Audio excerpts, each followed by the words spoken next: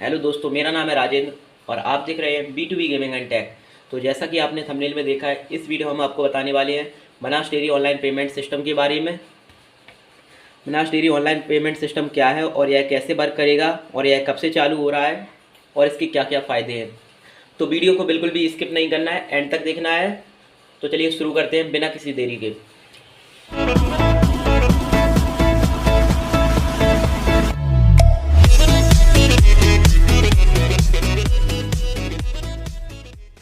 तो सबसे पहले हम बात करेंगे Banas dairy online payment system को छोड़ के बनास डेयरी पेमेंट सिस्टम क्या है। बनास डेयरी पेमेंट सिस्टम किस तरीके से वर्क करता था, अभी ऑनलाइन और ऑफलाइन तो बाद में बात करेंगे, पहले बनास डेयरी पेमेंट सिस्टम पता होना चाहिए ना।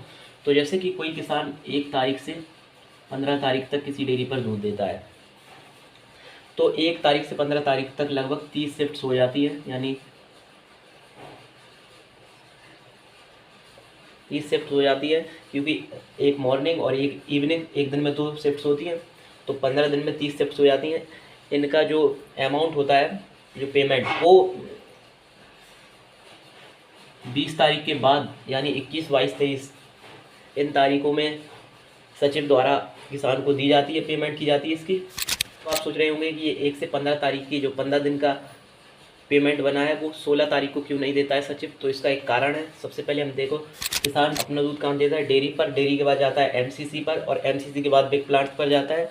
तो जैसे कि 30 शिफ्ट का किसी किसान ने जो दूध दिया है, अब मिल्क कलेक्शन सेंटर है, वो जो मिल्क को कलेक्ट करता था, उसकी पेमेंट एमसीसी द्वारा 20 तारीख को आती है, और एमसीसी के पास यह 17, 18, 19 इन्हीं के बीच में जो है बिग प्लांट से पेमेंट आती है।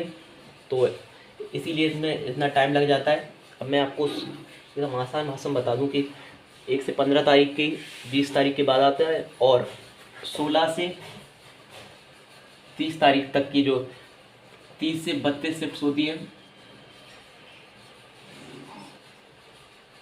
16 से 30 या 31 बोल सकते हैं, इनकी पेमेंट अगले महीने की 5 तारीख के बाद, यानी 6, 7, 8 इन्हीं तारीख में जो आपको पेमेंट कर देता है सचिव। ठीक है, तो आपको पेमेंट सिस्टम पता चली गया है। बनास डेयरी ऑनलाइन और ऑफलाइन में क्या डिफरेंस है ये बताने वाले हैं अब हम। तो ऑफलाइन में क्या होता था, जो पेमेंट है वो बिग प्लांट से एमसीसी पर आई, और एमसीसी के बाद डेयरी पर, और डेयरी के बाद आपको जो डेयरी का सचिव है वो आप किसान को पेमेंट प्रोवाइड कराता था। लेकिन अब क्या होगा कि जो बिग प्लांट से एमसीसी पर पेमेंट आएगी, उसके बाद एमसीसी के बाद वो डेयरी के पास ऑनर है, उसके पास पेमेंट ना भेजकर वो सीधी डायरेक्ट किसान की खाते में भेज दी जाएगी।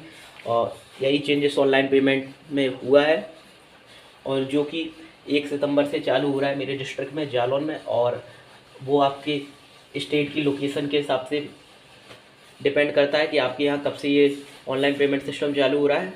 ठीक है, तो इससे किसानों को क्या लाभ होगा, अब हम इस पर बात करेंगे। तो जैसे कोई किसान अपनी पर्ची खो देता है और सचिव का व्यवहार या सचिव भी अच्छा नहीं है, तो वो उसके रिकॉर्ड्स को पहले से चढ़ाए नहीं होता था, और वह पेमेंट के टाइम पर पर्ची जुड़वा कर पेमेंट करवा लेता है, और सचिव भी उसको रिकॉर्ड्स के बारे में नहीं बताता था, तो किसान को उसी पर्ची के अमाउंट का लॉस हो जाता था। लेकिन अब ऑनलाइन पेमेंट सिस्टम में सभी पर्ची ऑनलाइन चढ़ती हैं, और उनके अमाउंट को सीधा किसान के खाते में ट्रांसफ़र कर दिया जाता है।